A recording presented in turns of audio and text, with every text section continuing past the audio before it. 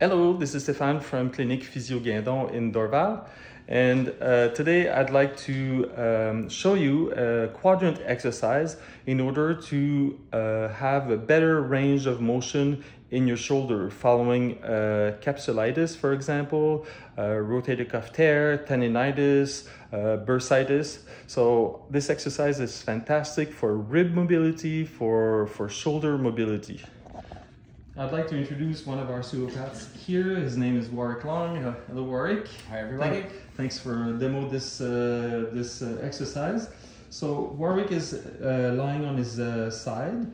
His hips are 90 degrees with his torso. He's got a pillow.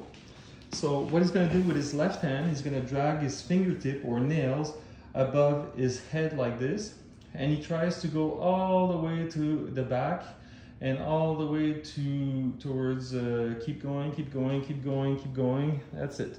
So this is a good range of motion exercise for the rib cage and the shoulder.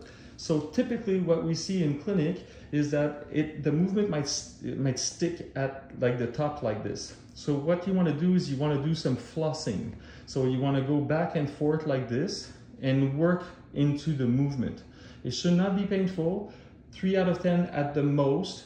And typically I would do this movement for about like 20 reps. I would do that like 2-3 times a day. All right, thank you very much, Warwick. Thank you. Hello, goodbye everyone, take care.